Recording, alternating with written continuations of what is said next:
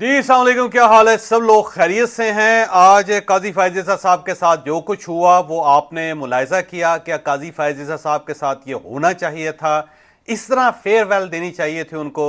جو کل ہوا؟ میرا خیال ہے کہ ایسا نہیں ہونا چاہیے تھا. قاضی صاحب کے ساتھ کیا کیا ہوا اور کیا نہیں ہونا چاہیے تھا یہ ہم آپ کو آج کے ویلاگ میں بتائیں گے.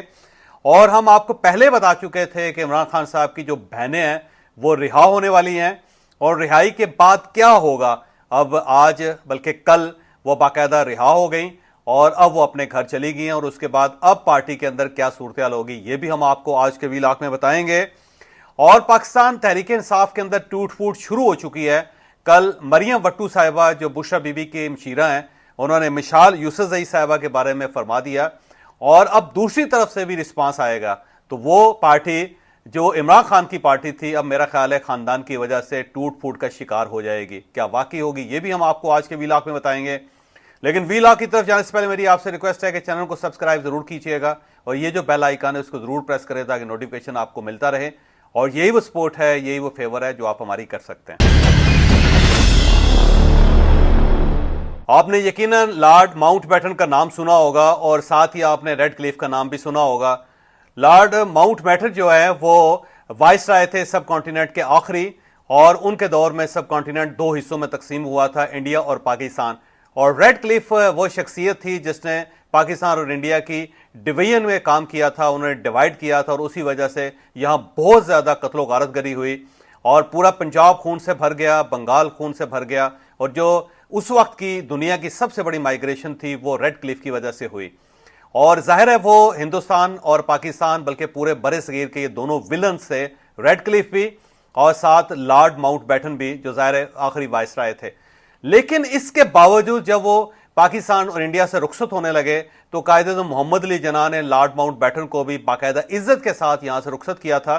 اور ساتھ دوسری طرف انڈیا سے بھی وہ بڑی عزت کے ساتھ رخصت ہوئے تھے اور ان کے حق میں باقاعدہ فنکشنز ہوئے تھے. سیم اسی طرح جب ریڈ کلیف یہاں سے گئے تو ان کو بھی باقاعدہ وارملی یہاں سے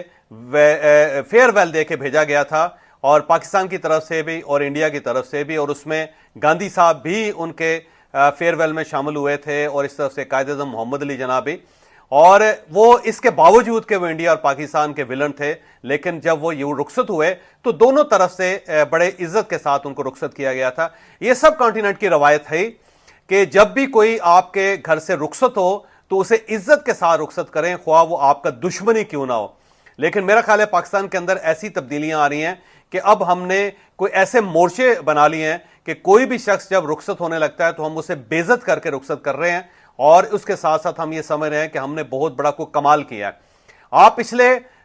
5 پریزیڈنٹس کو دیکھ لیجئے پاکستان کے اندر، اور اتنے ہی پرائم منسٹرز کو دیکھ لیجئے، اور پھر اتنے ہی آپ چیف جسٹس حضرات کو دیکھ لیجئے، اور پچھلے 3 آپ آرمی چیفز کو دیکھ لیجئے، اور اس کے بعد آپ فیصلہ کیجئے کہ ان میں سے کون ہے جسے عزت کے ساتھ رخصت کیا گیا ہے. آپ جنرل باجوہ صاحب کو لے لیجئے. جنرل باجوہ صاحب کے بارے میں جو پاکستان تحریک انصاف نے کیا اور جو کچھ آج بھی ان کے خلاف کیا جا رہا ہے، کیا وہ اس کے اہل تھے؟ کیا ان کے ساتھ یہ سلوک ہونا چاہیے تھا؟ میاں نواز شریف صاحب کو جو رخصت کیا گیا تھا وہ آپ کے سامنے ہے کہ وہ باقاعدہ گرفتار کیے گئے، پھر ان کے اقتدار کا خاتمہ جو ہے وہ جیل کے اندر ہوا، پھر ان کی صاحبزادی کو بھی گرفتار کر لیا گیا، بلکہ صاحبزادی کو ان کے سامنے گرفتار کیا گیا تھا جیل کے اندر. پھر عمران خان صاحب کی جو رخصتی ہے وہ آپ کے سامنے ہے، جس طرح ان کو بے عزت کر کے رخصت کیا گیا، اور جو ان کے ساتھ آج بھی سلوک ہو رہا ہے وہ آپ کے سامنے ہے. آپ اس سے پیچھے چلے جائیں، یسر رضا گیلانی صاحب کے ساتھ کیا ہوا تھا، راجہ پرویز اشرف صاحب کے ساتھ کیا ہوا تھا، پھر شوکت عزیز صاحب کے ساتھ پاکستان کے اندر کیا ہوا تھا. باقی پریزیڈنٹس کو دیکھ لیجئے، آپ عارف علوی صاحب کو دیکھ لیجئے،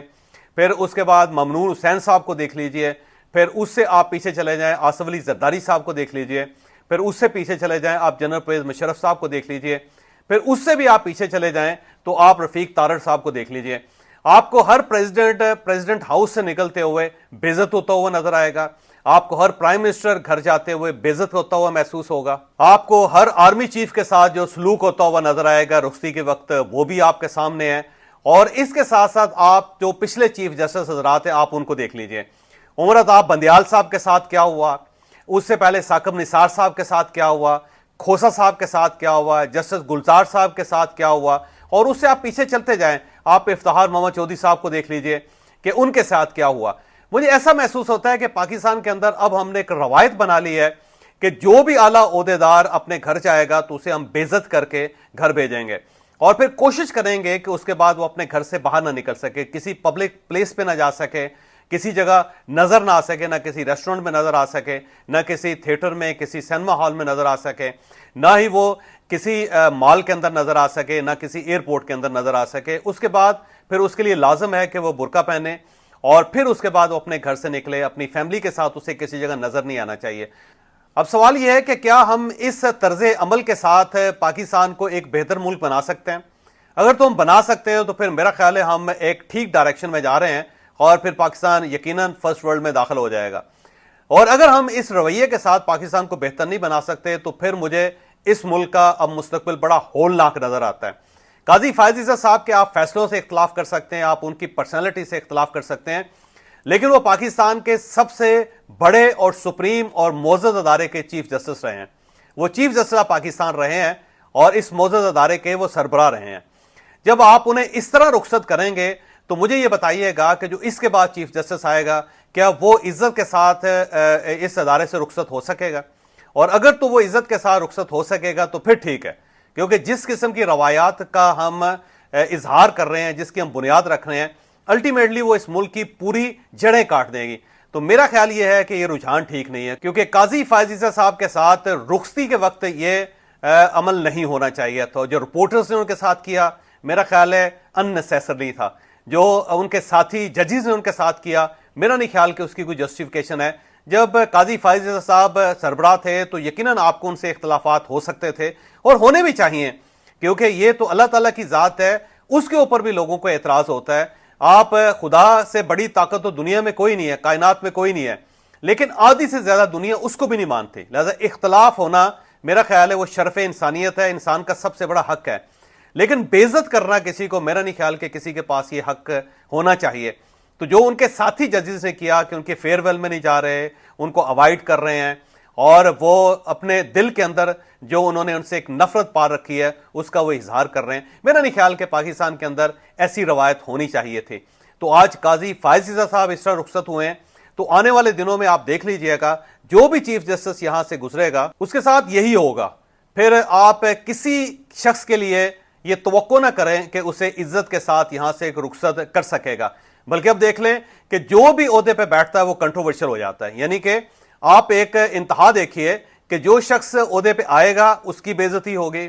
اس کو برا بھلا کہا جائے گا، اس کا مذاق اڑایا جائے گا، اور جب وہ عہدے سے رخصت ہوگا تو اس کے ساتھ یہ ہوگا جو قاضی فائز عیسیٰ صاحب کے ساتھ ہوا ہے۔ تو اس سے آپ پاکستان کے مستقبل کا اندازہ کر لیجئے۔ میرا خیال ہے قاضی صاحب کے ساتھ نہ رپورٹرز کو یہ سلوک کرنا چاہیے تھا، نہ ان کے ساتھی ججز کو یہ سلوک کرنا چاہیے تھا، اور نہ آنے والے دنوں میں جو پولیٹیکل پارٹیز کلیم کر رہی ہیں یا پلان کر رہی ہیں وہ اس طرح ہونا چاہیے۔ آپ اندازہ لگائیے کہ آج کے دن شہرام ترکئی صاحب جن کا تعلق خیبر پختونخوا کے ساتھ ہے اور پاکستان تحریک انصاف سے تعلق رکھتے ہیں، اسد کیسر صاحب جو اسپیکر رہے ہیں نیشنل اسمبلی کے اور خیبر پختونخوا اسمبلی کے بھی، یہ دونوں اس دن اس کرسٹیز کیفے پہ گئے ہیں جہاں پہ ڈونرز کا ایشو بنا تھا اور وہ قاضی فائز عیسیٰ صاحب سے منسوب تھا وہ ایشو۔ تو آج کے دن وہاں پہ جانا، اس کا مطلب یہ ہوا کہ آپ قاضی فائز عیسیٰ صاحب کا منہ چڑھانا چاہ رہے ہیں، آپ یہ ثابت کرنا چاہ رہے ہیں کہ جناب جہاں جہاں سے قاضی صاحب گزرے ہیں، وہاں جہاں جہاں ان کی بے عزتی ہوئی ہے اب ہم وہاں پہ جا کے جشن منائیں گے۔ تو جب ایک نیشنل اسمبلی کے اسپیکر کی طرف سے یہ رویہ ہو، یا ایک بہت اچھی نوبل فیملی جو شاہرام ترکئی فیملی کے ساتھ، ترکئی فیملی کے ساتھ جن کا تعلق ہے شاہرام صاحب کا، جب ان کا یہ وتیرہ ہوگا، جب ان کا یہ رد عمل ہوگا، تو پھر اس سے آپ اندازہ لگائیں کہ پاکستان کے آنے والے دن کیسے ہوں گے۔ اس طرح تو آپ ایک ایسی بنیاد رکھ رہے ہیں کہ جہاں پہ آپ کی بے عزتی ہوگی دوسری پارٹی وہاں پہ جا کے جشن منایا کرے گی، وہاں پہ کیک کاٹا کرے گی۔ اور اگر آپ اس طرح سمجھتے ہیں کہ اس ملک کو چلایا جا سکتا ہے تو پھر تو بالکل ٹھیک ہے، لیکن میرا خیال ہے اس رجحان کو ختم ہونا چاہیے۔ یہیں پہ جا کے آپ کم از کم کسی کو عزت تو دے سکتے ہیں، آپ اس کے ساتھ اختلاف ضرور کریں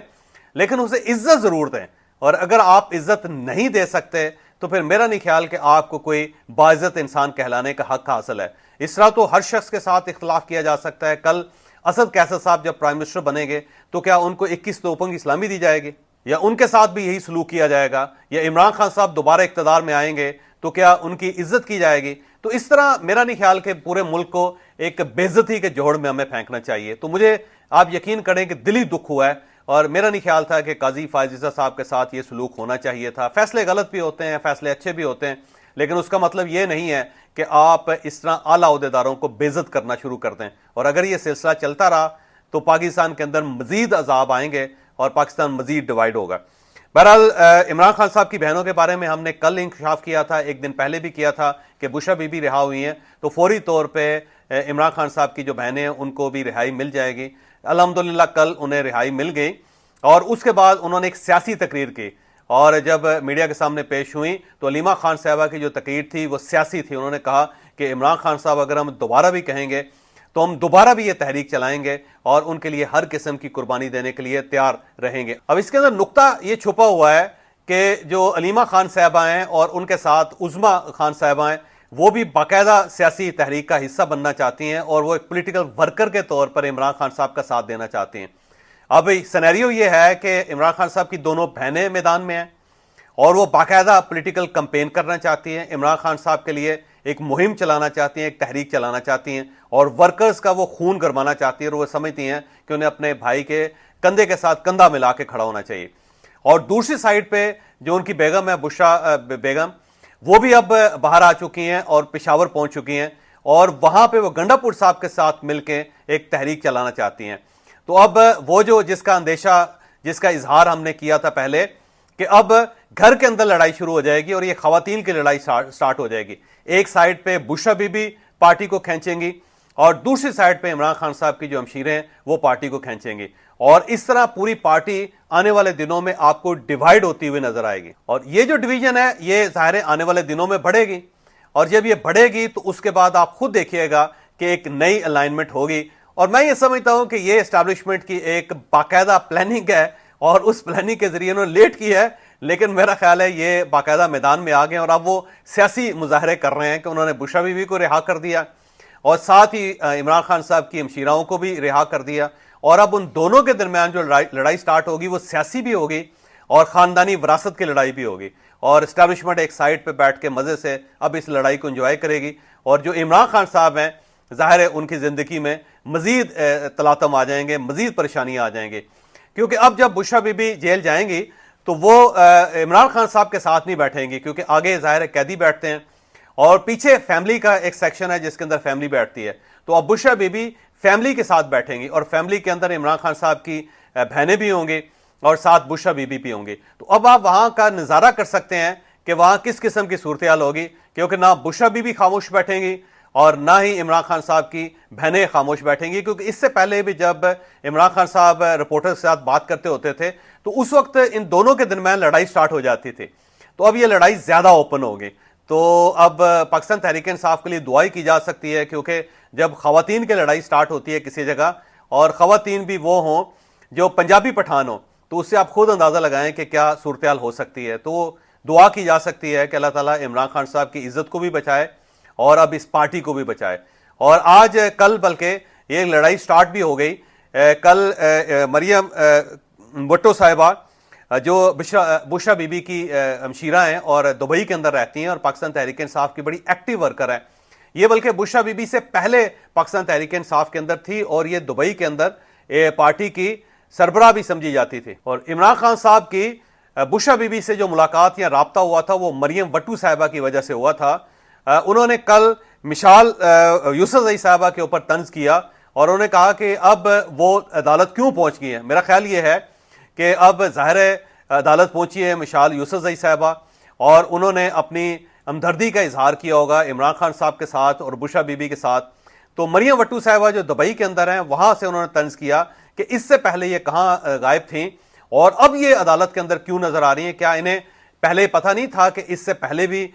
بشرا بی بی کے اوپر کیسز تھے, اور ان کیسز میں ڈیفینیٹلی یہاں پہ وکلا کی ضرورت بھی تھی اور ورکرز کی ضرورت بھی تھی. تو یہ اگر ورکرز تھی تو یہ اس سے پہلے کہاں غائب ہو گئی تھی. تو انہوں نے ایک طنز کیا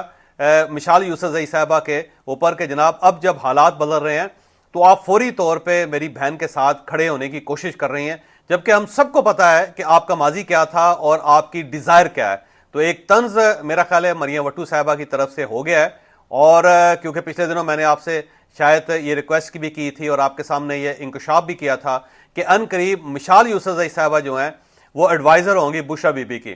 تو اب یہ ظاہر ہے مشال یوسفزئی صاحبہ جو ہیں وہ بشرا بی بی کے ساتھ کھڑا ہونے کی کوشش کر رہی ہیں اور وہ اس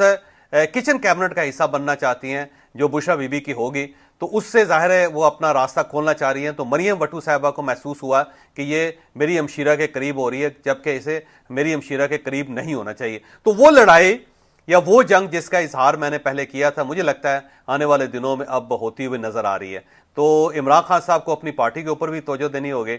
انہیں فوری طور پہ ان خواتین کو سائڈ پہ کرنا ہوگا, اپنی بہنوں کو بھی سائڈ پہ کرنا ہوگا, بشرا بی بی کو بھی سائڈ پہ کرنا ہوگا اگر وہ اپنی پارٹی کو بچانا چاہتے ہیں. اور اگر وہ ان دونوں کو یا دونوں فریقین کو سائڈ پہ نہیں کرتے تو مجھے خطرہ ہے کہ کہیں ایسا نہ ہو جائے کہ خواتین کی لڑائی پوری پارٹی کو لے کے بیٹھ جائے, جس کا اندیشہ مجھے اب نظر بھی آ رہا ہے اور ایسا لگ رہا ہے کہ آنے والے دنوں میں شاید یہ ہو بھی جائے. تو عمران خان صاحب کو فوری طور پہ پارٹی پہ توجہ دینی چاہیے, کہیں ایسا نہ ہو کہ یہ خواتین کا اکھاڑا بن جائے. مجھے اجازت دیجیے, اگلے ولاگ میں ملاقات ہوگی.